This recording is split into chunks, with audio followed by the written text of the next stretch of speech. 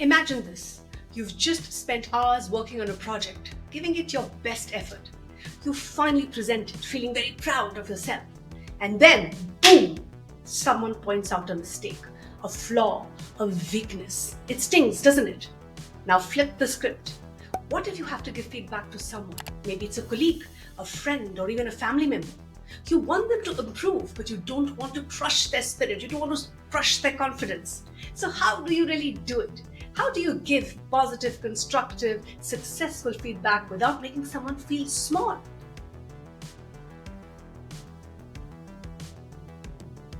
Let me start by telling you an interesting story.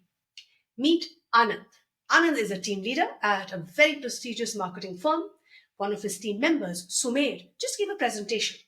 And well, it wasn't the great. It wasn't that great. The data was there, but the delivery questionable. It lacked clarity. The slides a bit messy. The message kind of lost. Anand knows he needs to give feedback, but he also knows that if he gives it too harshly, Sumer might just shut down, feel demotivated, or even worse, and take it personally. So Anand does something very smart and strategic. He follows the 5-step formula for constructive feedback. Step number 1, the compliment sandwich. The first rule, start with something positive.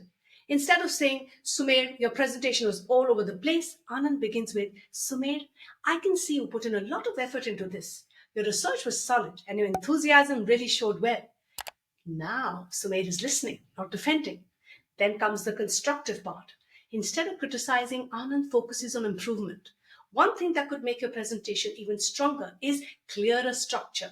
Maybe try summarizing key points at the start so the audience knows what to expect. Finally, he ends with encouraging words. I know you've got great ideas, and with a little fine tuning, your next presentation is going to be incredible. That's the compliment sandwich, a powerful way to deliver feedback without crushing someone's confidence. Step 2, be specific, not vague. Imagine if Anand had just said, your presentation needs work.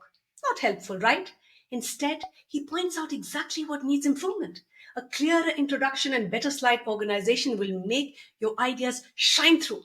Specific feedback gives direction. Vague feedback just leaves people even more confused. Step number 3, focus on the behavior, not the person. Here's a golden pro tip. Critique the work, not the person.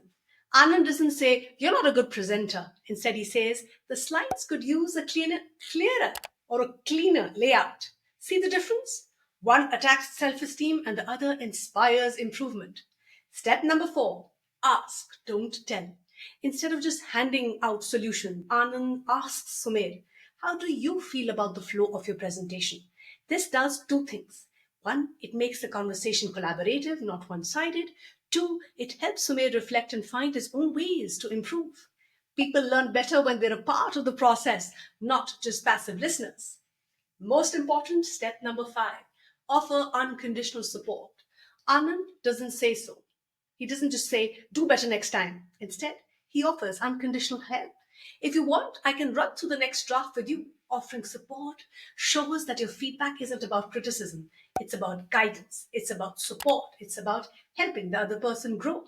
And guess what? Swade improves. His next presentation is sharper, more structured, and more engaging. Why? Because Anand didn't just point out his flaws, he showed him the way forward. This is the art of positive, successful, constructive feedback without hurting feelings. So start with positivity, be specific, focus on the behavior, not identity. Ask, don't tell. Offer support. Master these steps and you'll help people grow, not shrink. So next time you have to give constructive feedback, remember your words are power, your words are energy. So use them wisely to lift someone higher. Who would be the next person you would like to give constructive feedback to? If you found this helpful, like, share, subscribe, and share it with someone who needs it. And subscribe for more insights on mastering effective communication skills and building happier, healthier relationships. See you in the next video.